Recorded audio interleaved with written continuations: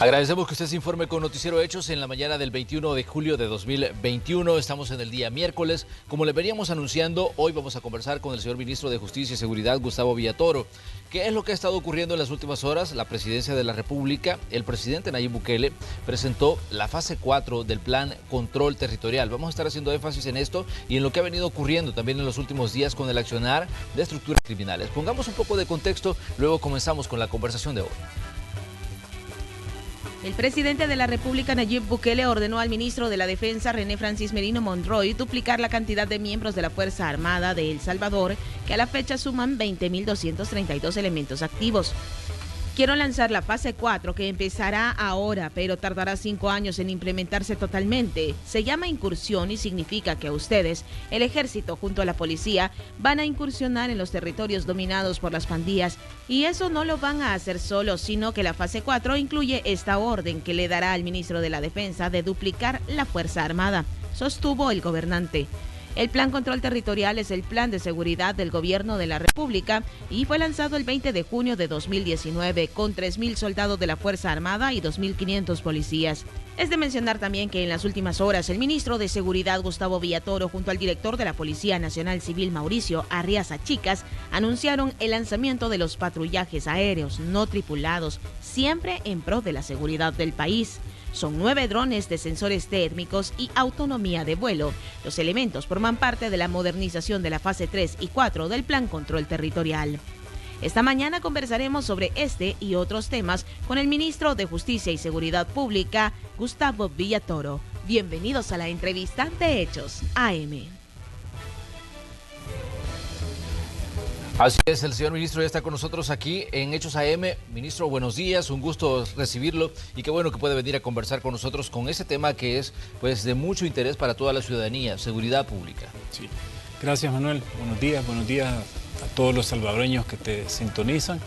Efectivamente, como tú bien lo has mencionado, el presidente anuncia públicamente el lanzamiento de la fase 4, denominada incursión, y con eso genera una instrucción al señor ministro de la Defensa para, en estos 5 años que vienen, duplicar la cantidad de efectivos militares para colaborar en acompañamiento siempre de la Policía Nacional Civil e incursionar en los territorios que de alguna manera tienen presencia de pandillas, y debemos de recordar que este crecimiento y esta cesión de terrenos y de cárceles fue algo que heredamos de los dos gobiernos del FMLN anteriores y que por supuesto de una manera responsable a nosotros como gobierno y como Estado nos corresponde ir a hacerle frente a toda esta degradación que permitieron los gobiernos anteriores al negociar por un tema meramente electoral con estas estructuras irregulares por fines electorales, pero siempre la sangre la estábamos poniendo los ciudadanos de bien, los ciudadanos que quieren tener un mejor país, que necesitamos. Creo yo que el resultado de las últimas 2 elecciones, tanto la presidencial como la legislativa, ha dejado bien claro el panorama de lo que la gente quiere y naturalmente nos corresponde a nosotros como Gabinete de Justicia y Seguridad pues, aportar para darle vuelta ya a esta página de estos 30 años de posguerra que definitivamente no nos han dejado un país más seguro y que tenemos que dejar todo y poner todo el empeño necesario para poder entregar un país más seguro a las futuras generaciones.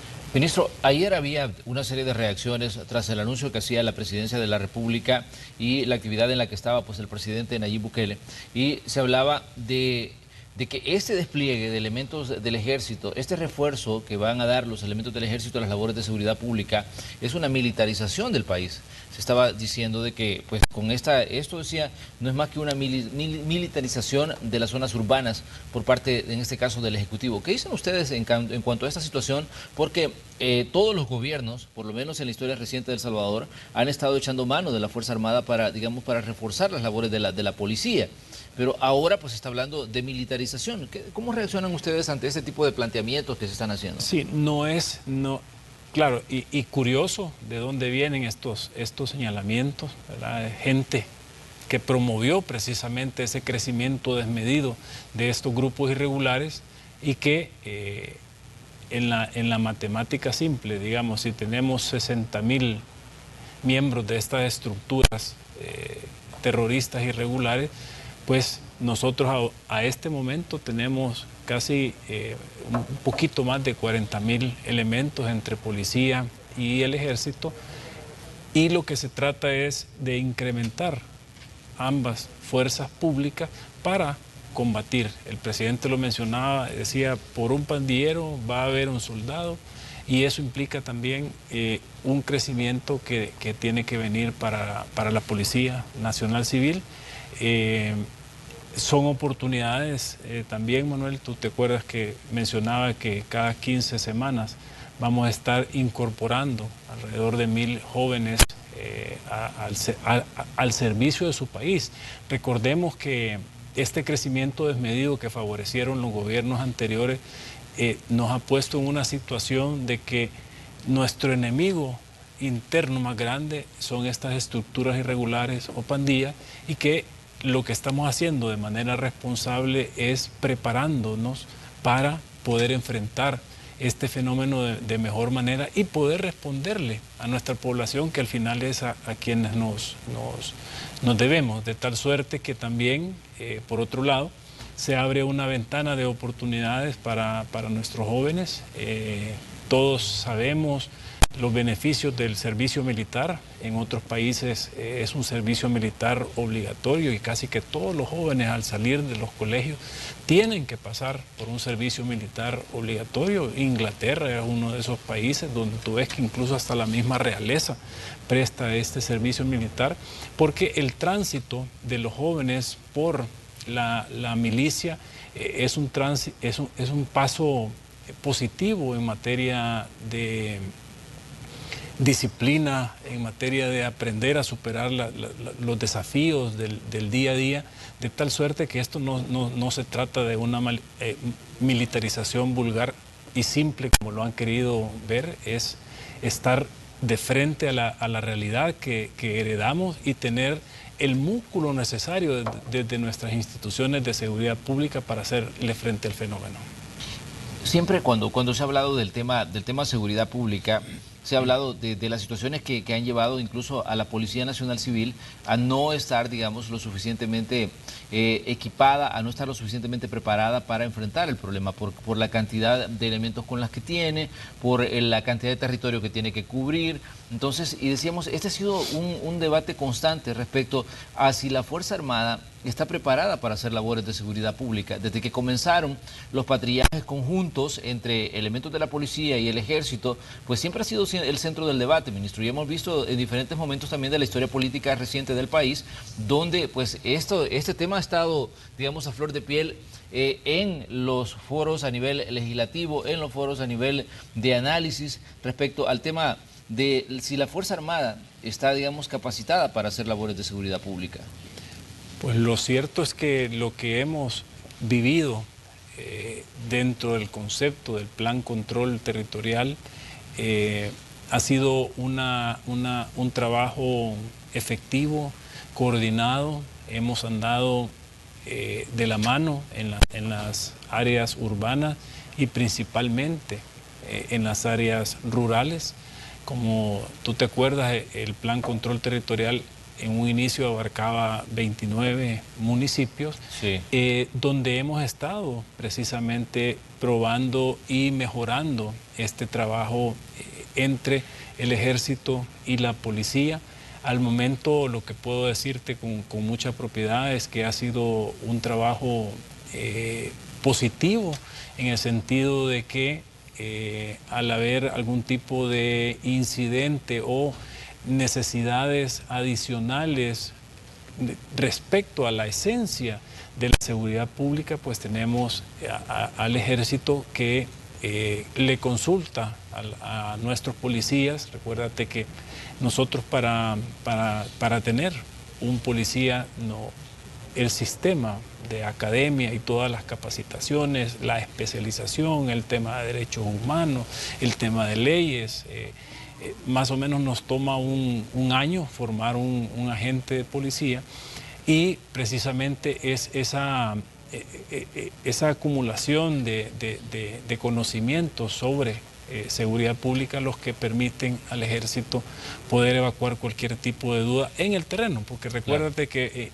digamos que en los libros y en las planificaciones las cosas se ven bien, pero ya en la realidad requiere de que nuestro personal, tanto de policía como del ejército, tenga las habilidades necesarias para poder resolver, y hemos visto cómo este trabajo de recuperación de territorios que hemos hecho en estos 29 municipios y siempre este acompañamiento de la Fuerza Armada, pues se ha venido llevando de la mejor manera.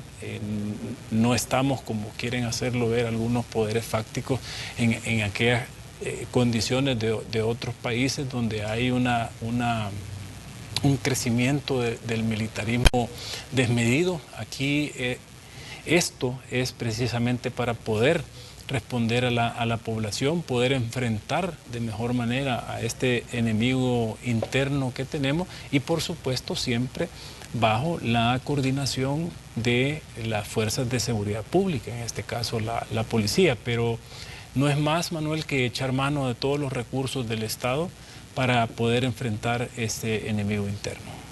Ministro, cuando usted dice estamos pues de una forma tratando el tema de forma diferente, se refiere a que en este caso, digamos, la Fuerza Armada no actúa sin, en este caso, el liderazgo de la gente de la policía. Es que las labores de seguridad pública y esa capacitación, digamos que se invierte este año en formar un agente de policía. Todo ese trabajo, esos patrullajes conjuntos siempre llevan como esa coordinación y ese liderazgo en el terreno respecto a seguridad pública de la policía. Eso no quiere decir, Manuel, que el ejército no pueda patrullar y que no pueda tener un evento de una agresión ilegítima y que tenga que responder ante esta agresión ilegítima, y para eso, como Gabinete de Justicia y Seguridad, pues estamos prestos para poder brindar todo el apoyo. Ya están los canales de comunicación en cada municipio, en cada departamento, donde donde nuestras estructuras, tanto de policía como del ejército, trabajan de la forma coordinada. Ministro, analicemos, como decíamos, las reacciones que se han dado a nivel político, que son siempre, digamos, parte de la cobertura que se hace a nivel mediático de estas situaciones, como el anuncio que hacía el presidente de la República de esta cuarta fase del Plan Control Territorial. El FMLN decía que le preocupa el tema de derechos humanos y el tema de, digamos, lo que puede reunificar a nivel social el hecho de tener a más elementos del ejército en las calles. ¿Cómo toman ustedes este tipo de declaraciones respecto a esto? Por ejemplo, en este caso el FMLN, que ha sido uno de los primeros en reaccionar. Sí, vean, creo que lo que nosotros tenemos a este momento y después de 2 años de implementación del Plan Control Territorial son instituciones mucho mejor capacitadas, más profesionales. Hemos tenido un accionar con apego a los derechos humanos. Curioso que a ellos, cuando negociaron con la sangre de los salvadoreños, nunca les interesó el tema de los derechos humanos de la mayoría de la población, que es al final a quienes nos debemos. Nuestra Constitución nos mandata brindarle seguridad, salud, educación a nuestra población, y tenemos instituciones que se han venido profesionalizando y que todo nuestro accionar está en el marco legal, en el marco constitucional y con apego siempre a los derechos humanos. No ves una policía y un ejército beligerante como se miraba antes. Estamos actuando ahora en el territorio con mucha inteligencia, es decir, mucha información previa recabada para que nuestras unidades, cuando vayan a intervenir un caserío, una zona en específico, una montaña, una colonia, lleven la suficiente información de los sujetos que eventualmente tenemos en el terreno. Esto, yo creo que decirle esto al FMLN, tal vez ellos lo usaron cuando eran guerrilla, pero nunca lo pusieron en práctica cuando tuvieron el gobierno, porque lo que hicieron en materia de seguridad pública fue desastroso. Recuérdate todo el auge que hubo, no solo de pandillas, sino que también de estructuras institucionales dedicadas a matar pandilleros. Eso no lo tenemos nosotros ni lo vamos a tolerar dentro de nuestras estructuras. Más bien estamos capacitando continuamente a nuestro personal para poder responder ante un tipo de agresión ilegítima, pero no estamos preparando a nadie para salir a matar a las calles, como sí lo hizo el FMLN a ambos lados, de una manera institucional y de una manera con este pacto irregular con los grupos terroristas. También había una reacción ayer de parte del Partido Arena. Algunos decían hay que revisar el decreto a través del cual se le dio vida a ese refuerzo que iba a dar la Fuerza Armada a la Policía Nacional Civil. Esa es otra de las reacciones que se da a nivel político luego del anuncio que hace el presidente de la República. Sabemos que la Fuerza Armada, si lo analizamos, digamos, de forma fría, encontramos que siempre ha tenido un buen nivel de aceptación entre los ciudadanos. Y de hecho, la gente ha dicho, mire, queremos que nos mande a la gente del ejército para que venga a patrullar aquí, ya sea en zonas rurales o en zonas urbanas. Pero, pues, obviamente vemos que a nivel político surgen una cantidad de cuestionamientos y entre estos, lo que decía ayer el Partido Arena, decía, bueno, vamos a revisar si está todavía con vida ese decreto a través del cual la Fuerza Armada daba ese respaldo a la Policía Nacional Civil. Sí, y estamos actuando la fase 4, incursión que anunció el presidente, está dentro del marco legal y a nivel también de ese decreto.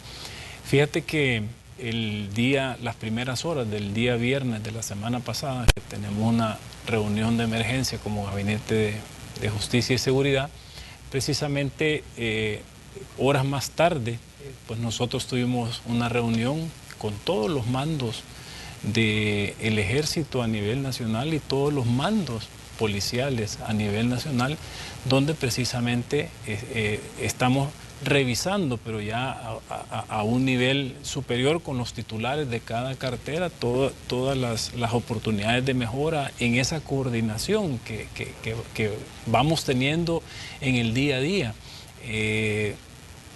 Y es importante ver cómo hemos logrado hacer empatar y tener como un espíritu de cuerpo entre estas dos instituciones, precisamente porque tenemos un fin común, que es brindar seguridad a nuestra población.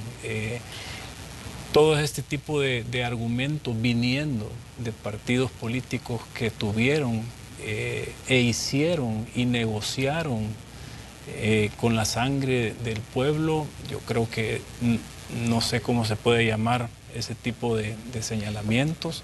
Lo cierto es que lo que la población está percibiendo, el trabajo que nosotros andamos haciendo en el territorio, es un trabajo coordinado. Son dos instituciones que trabajan muy bien en materia de despliegue territorial en las zonas, y que también a nosotros, por el otro lado, nos corresponde desde la misma policía brindar todo el apoyo necesario para las investigaciones que realiza la Fiscalía General de la República, de la cual pues hemos tenido esa incorporación decidida, porque de lo que se trata, Manuel, es de echar mano de todas las instituciones del Estado. Recuérdate que nosotros somos Estado, somos funcionarios, representamos instituciones, no somos un organismo de mafia, como lo estilaron gobiernos anteriores que se ponían de acuerdo para hacer justicia selectiva o para fomentar grupos de exterminio dentro de las instituciones. Creemos en el respeto al marco jurídico y estamos actuando como instituciones de un Estado democrático, Y en ese sentido vamos a seguir sumando todas estas sinergias necesarias para poder contar con todas las mejores herramientas para poder brindarle a los salvadoreños de bien esa seguridad necesaria y que pasaron 30 años y que todavía no la tenemos como sociedad.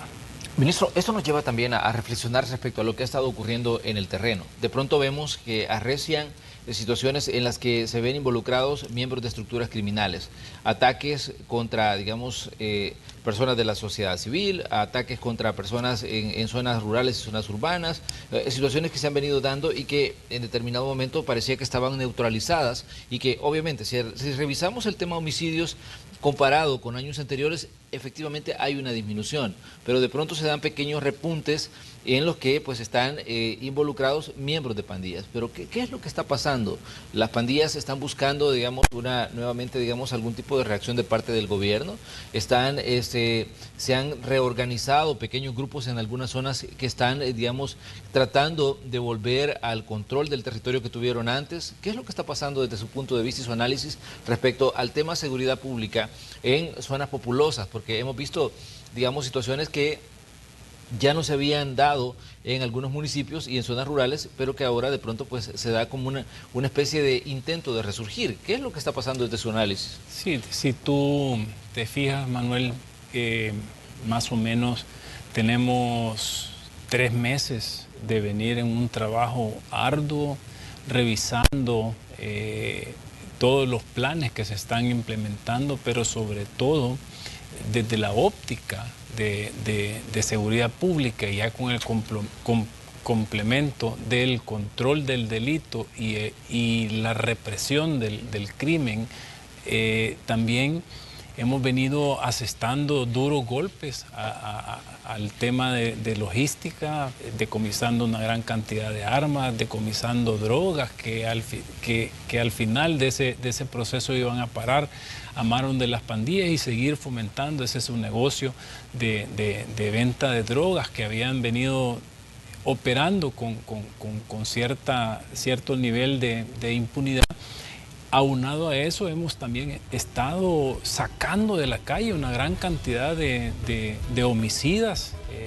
Hemos hecho un trabajo excepcional con la Fiscalía General de la República. Incluso el fiscal mencionaba el incremento en órdenes administrativas de captura que ellos como institución también han estado haciendo, y que naturalmente al tú sacar a toda esta gente o a estos líderes, a estos cabecillas, porque hemos estado apostándole a elevar un poco ese nivel de interés en capturar y apuesta a eso.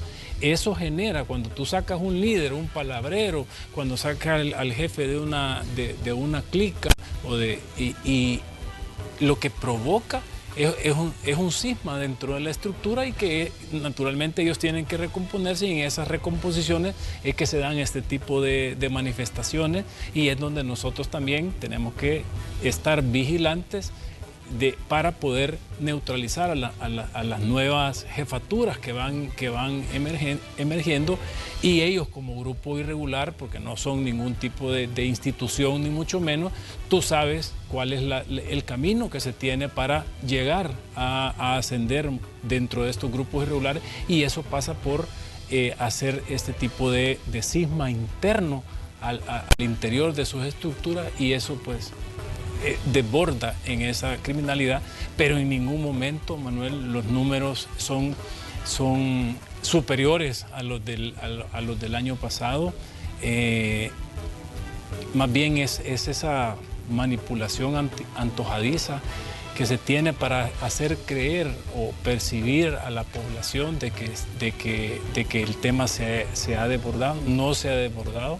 Las manifestaciones que hay son producto precisamente de los golpes que estamos dando en el terreno, y que estamos capturando verdaderamente líderes que se han encargado por años de estar ordenando asesinatos. Tú ves incluso en el perfil que tienen algunos pandilleros que agreden ilegítimamente a nuestros policías, la cantidad de órdenes judiciales que pesan sobre ellos por delitos de homicidio, por delitos de extorsión. Es decir, estos grupos que andan en las montañas y que hemos estado desbaratando también campamentos, ya son grupos que andan decididos a todo. Entonces no es de extrañarse que la primera reacción que tengan, si tú tienes, imagínate, órdenes de captura por 5 homicidios, sí, y andas en un sector con arma de fuego y de repente ves y te enfrentas a la autoridad, ¿cuál es tu primera reacción? Si esta gente ya está condenada y prefiere atentar contra nuestras instituciones, contra nuestro personal, precisamente por la cantidad de órdenes que pesan sobre ellos. Es decir, no estamos haciendo un trabajo responsable y justamente esa responsabilidad de apostarle a sacar de la calle a los homicidas, a aquellos que cometen estos delitos de alto impacto a la sociedad, es lo que ha generado esa inestabilidad al interior de los grupos y que también estamos monitoreando de cerca. Hemos mejorado toda nuestra unidad de análisis de inteligencia, nuestro centro de investigación forense, precisamente para ir encontrando la trazabilidad de un casquillo en una escena del delito y su vinculación con otros hechos criminales, y en poder también enfocarnos en quiénes son los que dirigen esas estructuras, porque lo que está demostrado a través de la historia y de todos los casos que se han judicializado es que hay una instrucción vertical, ¿verdad?, que viene de las estructuras como Ranfla, luego programa, luego las clicas, pero es decir, no puedes como jefe de clica decir que tus elementos, los que forman parte de esa clica, cometen un homicidio sin la autorización del jefe, ¿verdad? Entonces, por eso nosotros hemos cambiado un poco la forma en que estamos enfrentando a estos grupos irregulares en el territorio, y ya no los estamos investigando por cada delito, por unidades por cada delito, sino que estamos agarrando, bueno, esta es la clica tal, esta es la cancha tal. Entonces, a esto le vamos a asignar 2 fiscales, tantos investigadores, y ustedes se encargan de golpear esta estructura, y lo hemos venido haciendo en el último mes con resultados bastante positivos, porque estamos realmente capturando a los líderes, a los verdaderos responsables de ordenar quitarle la vida a los salvadoreños. Muy bien, vamos a hacer una pequeña pausa comercial. Venimos enseguida con más de la entrevista que tenemos esta mañana con el ministro de Justicia y Seguridad, Gustavo Villatoro. Volvemos.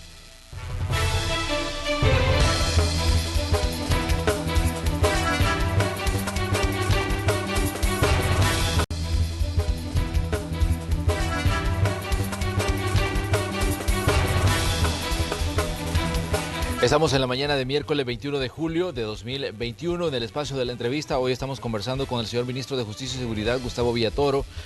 Todos tenemos presente que esta semana se ha anunciado el Plan Control Territorial en su 4ª fase. Todos tenemos claros también que fue allá por junio de 2019 cuando se lanza el Plan Control Territorial en la fase de despliegue de los elementos de seguridad en zonas consideradas de alta peligrosidad, sobre todo en municipios y en cabeceras departamentales donde se había detectado pues un alto accionar de estructuras criminales. A partir de ahí comienza el Plan Control Territorial a desarrollarse. El presidente dijo en su momento, cuando lanzaba el plan, que este comprendía por lo menos 7 fases, pero decía, que se lograra neutralizar el tema de la violencia y el tema de la criminalidad en El Salvador para no llegar hasta la fase 7. Estamos en la fase 4. Ministro, ¿cómo evalúan ustedes el desarrollo del Plan Control Territorial desde que comenzó en junio de 2019 con la fase de despliegue? Luego, por situaciones a nivel político, las otras fases se vieron, digamos, interrumpidas por el tema del debate de los fondos desde la Asamblea Legislativa, que fue la fase de oportunidades, que era la fase 2, la fase de modernización, que es la fase 3, y ahora estamos viendo esta fase que se llama incursión en la fase 4. ¿Creen ustedes que si se hubiese desarrollado como estaba planificado la fase 2 y la fase 3, no se hubiera, digamos, no hubiera habido la necesidad de llegar a la fase 4? ¿O cómo evalúan ustedes el funcionamiento de todo el Plan Control Territorial en sí, en el periodo, digamos, que le ha correspondido, en este caso, el manejo del tema de seguridad pública a la administración del presidente Bukele? Sí, el Plan Control Territorial es un plan holístico en el sentido de que tiene varias fases y no solo comprende el tema de recuperar territorios, de reprimir el delito, sino también de generar estas oportunidades para los jóvenes bajo un núcleo de instituciones de Estado con ese enfoque social, salud, educación, obras municipales. Luego viene todo el tema de la modernización, la utilización de herramientas tecnológicas que nos permitan mejorar ese control sobre las comunidades y poder brindar mejores herramientas a nuestros policías. Naturalmente, y como los salvadoreños lo saben, tuvimos un bloqueo bastante absurdo por parte de otro órgano de Estado que era más bien encargado de legislar y de dar las herramientas al Ejecutivo, pero ellos quisieron ser ejecutivo y pretendieron desde la Asamblea Legislativa entrar a realizar actividades propias del Ejecutivo. Imagínate si hubiéramos tenido ese apoyo, ya tuviéramos más de un año de desarrollo de estos créditos que nos permitiría tener muchos más cubos en los territorios y por supuesto ya estar en otro nivel en el tema de la modernización. Sin embargo, Manuela, nosotros como ejecutivos, si tú tienes una necesidad de algo, pues tienes que enfocarte en ver cómo vas supliendo. Imagínate todo este despliegue que se hizo anoche y que venimos probando estas herramientas desde el fin de semana. No son compradas con los fondos del BESIE. Sin embargo, estamos haciendo el esfuerzo, encontramos otro programa que ya estaba terminando y que tenía un pequeño remanente de dinero y utilizamos esos fondos para comprar estos drones. Ya deja el dron per se, porque es un dron como cualquier otro. Por decirlo de alguna manera, no lo son, pero la esencia de estos equipos es esas tecnologías que tenemos en las cámaras que nos permite andar volando a 200 metros de altura y poder tener a nuestros objetivos como que si lo tuviéramos a 1 metro. Adicional a todo el tema de cámaras térmicas. Entonces, nos toca resolver, pero eso también nos abre una ventana de posibilidades precisamente para poder preparar a nuestros equipos, hacer los diseños de estas nuevas unidades aéreas no tripuladas que van a venir a permitir ampliar las zonas que nosotros vamos a poder supervisar, patrullar, para darle también mejores indicaciones a nuestro personal en tierra, de tal suerte que todas estas fases conviven entre sí y el tema de la incursión es obvio. Recuérdate que todo este concepto nace inicialmente en 29 municipios, que son 29 municipios que hemos venido analizando con esa convivencia en estas 3 fases iniciales y que ahora con la 4ª fase lo que nos va a permitir es poder incrementar más municipios a meterlos al concepto del Plan Control Territorial, sin olvidar, por supuesto, toda la parte de hacer justicia y de derrotar la impunidad, que lo llevamos también por el trabajo coordinado con la Fiscalía, de tal suerte, Manuel, que no es un tema que no iba a pasar o que no. El concepto es integral entre las 4 fases a este momento. La que menciona el señor presidente, que es algo que se puede o no usar, es una eventual fase 7, claro, que no, pero digamos que ahorita vamos en línea con las fases. Esta fase 4 nos va a tomar 5 años poder implementarla. Es decir, de lo que se trata acá es de ir revisando continuamente las fases y no dejar de aplicar esa mejora continua que tenemos que tener como encargados de instituciones para precisamente brindar mejores resultados a la ciudadanía. Hay hechos que han ocurrido en estos últimos días que obviamente han acaparado mucha atención. Lo que pasó allá en Turín, en la zona de Occidente, donde pues murieron cuatro jovencitos que se dijo que eran estudiantes, pero que luego pues ha habido, digamos, más datos que han ido surgiendo respecto a esta situación. ¿Qué decir al ciudadano respecto, digamos, a hechos como lo que pasó allá en Turín y, digamos, la muerte de estos jovencitos, que en determinado momento, digamos, causa cierto impacto en la opinión pública, porque todo el mundo decía son estudiantes los que asesinaron, 2 eran hermanos, los otros 2 eran primos, según lo que hemos obtenido de parte de los datos que ustedes han ido dando como autoridad. Pero, ¿qué decir de estas situaciones como esta, que en determinado momento entran y conmocionan, digamos, la opinión de los ciudadanos?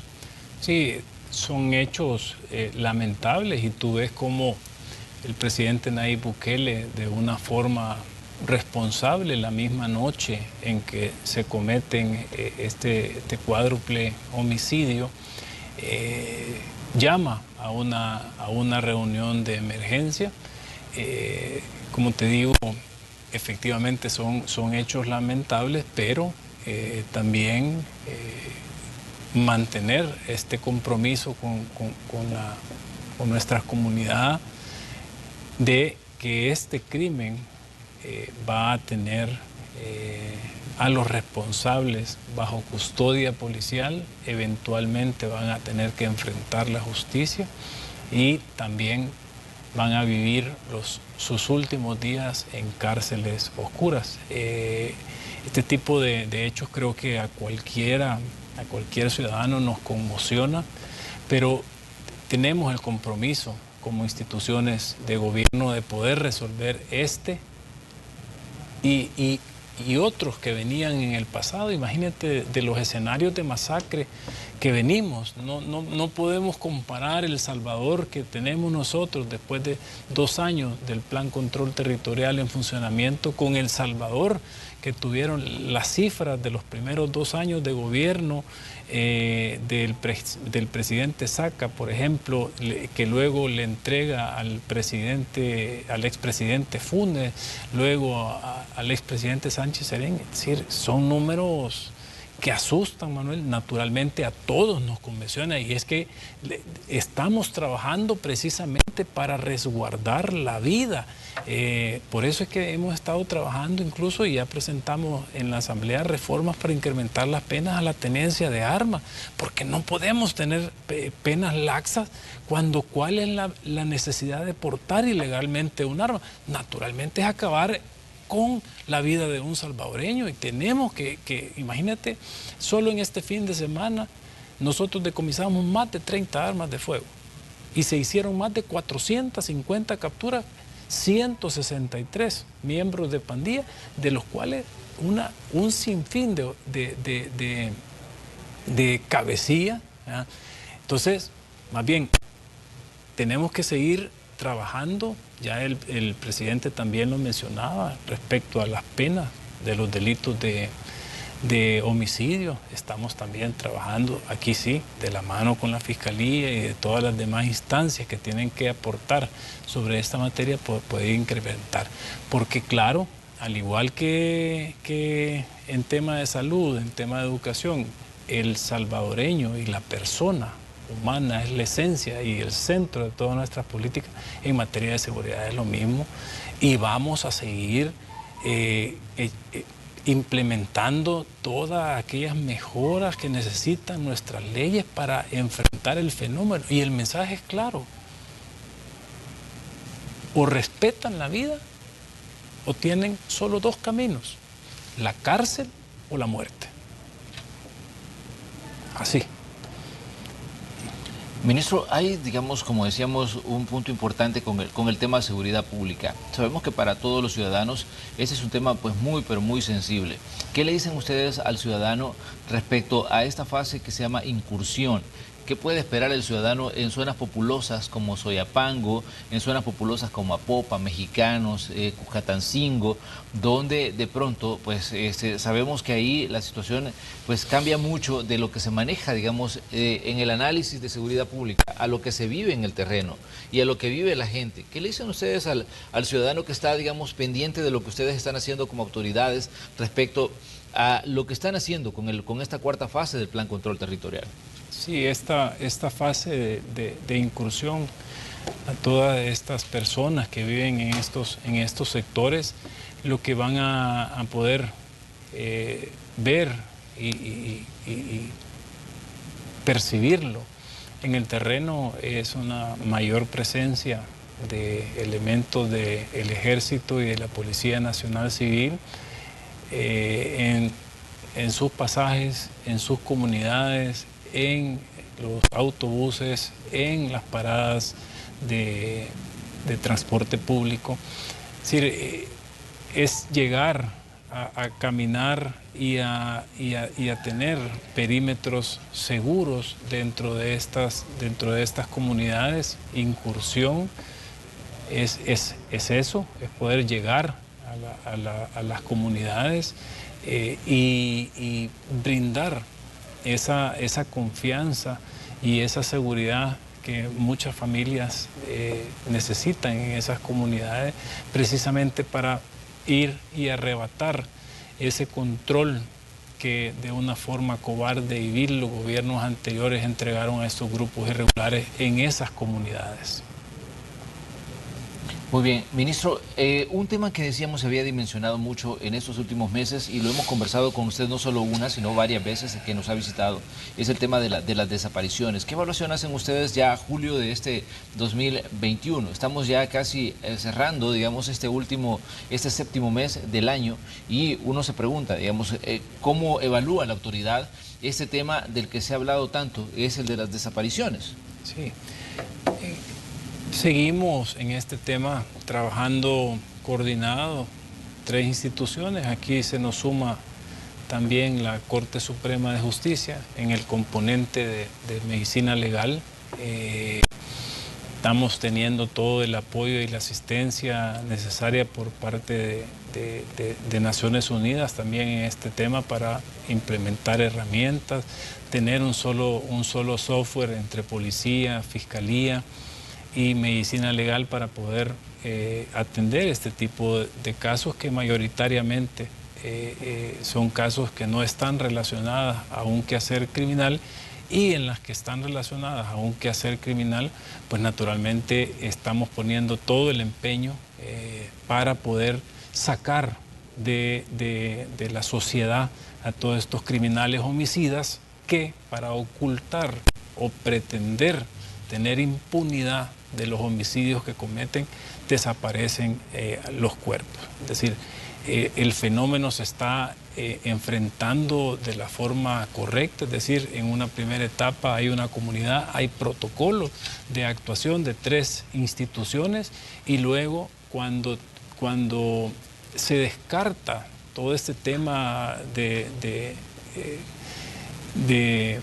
irse de la casa no por motivos propiamente de seguridad pública o relacionadas a un quehacer criminal, pues entonces nosotros no activamos ya el trabajo de investigación, pero en donde, como te digo, donde sí tenemos el tema que una desaparición forma parte de querer ocultar un crimen, entonces ahí es donde nosotros estamos. ¿Ves cómo hemos venido con una apuesta firme y decidida para sacar a toda esta cantidad de homicidas, al tener un hecho poder también activar protocolos en 48 horas, estoy hablando respecto de homicidios, para dar con los responsables y poder sacar de las calles a estos homicidas. Ministro, este caso también se sumó al de Chalchuapa. ¿Ustedes tienen algún dato nuevo respecto a la investigación? Porque todavía pues estábamos pendientes de los datos que pudiera dar Medicina Legal respecto a la investigación forense. ¿Ustedes han recibido algún dato ya sobre este caso? No, a este momento seguimos a la espera responsable por parte de las pericias antropológicas y de ADN que está realizando el Instituto de Medicina Legal. Para hoy, ministro, se tiene previsto que llegue el expresidente Elías Antonio Saca, citado a una comisión legislativa. ¿Les han pedido a ustedes refuerzos como seguridad pública para, digamos, esta situación que va a tener lugar en una comisión de trabajo legislativa?